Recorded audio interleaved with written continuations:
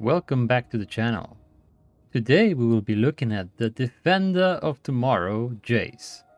We'll be taking a look at Jayce's abilities and how they work so you can start picking him up in the Rift. This video is aimed at newer players looking for a top laner who is an excellent fighter with a flexible kit. I'll also be including 2 bonus tips for every ability to bear in mind when using Jayce. And without further ado, let's dive in.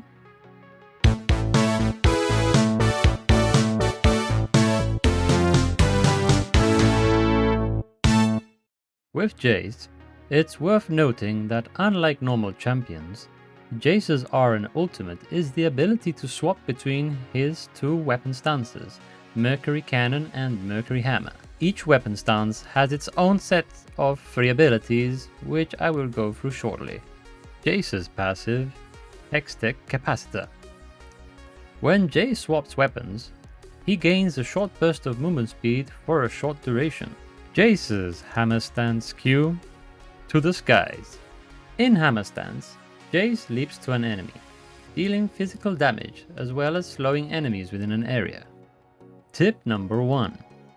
It's Jayce's most vital engagement tool as it allows you to close the gap and prevent enemies from running away swiftly. Tip number 2. Typically, when moving from your cannon stance to your hammer stance, this will be the first ability you activate to get within range of your melee attacks, especially in teamfights due to the area of effect this ability has. Hammer Stance W, Lightning Field. Lightning Field has a passive ability. Mana is restored with every successful melee strike. Lightning Field's active ability. Jayce creates a lightning field, damaging nearby enemies every second over the duration. Tip number 1. Together with your Q, this allows you to maximize damage output due to Q's leap to the enemy, as well as applying a slow to nearby enemies, thus preventing them from escaping your W's damage. Tip number 2. Since managing Jayce's mana pool can be quite difficult, remember his auto attacks restore mana on hit. Hammer Stance E, Thundering Blow. Jayce swings his hammer at the target enemy, dealing magic damage and knocking them back. Tip number 1. As the final part of one of the simplest combos, after landing a Q and W combo, you can displace a key member of the team using this ability and provide an edge in teamfights. Tip number 2. This ability can also be used to interrupt channeled abilities such as Miss Fortune's ultimate bullet barrage. Jayce's cannon stance Q, Shock Blast. In cannon stance, Jayce fires an electric orb that detonates upon hitting an enemy, or at maximum range, dealing physical damage to all enemies hit. Tip number 1. In combination with your E, this ability can deal more damage, have more range, and also travel faster. Tip number 2. This is his main poking ability, which is vital to wear down enemies prior to engaging them with your hammer stance.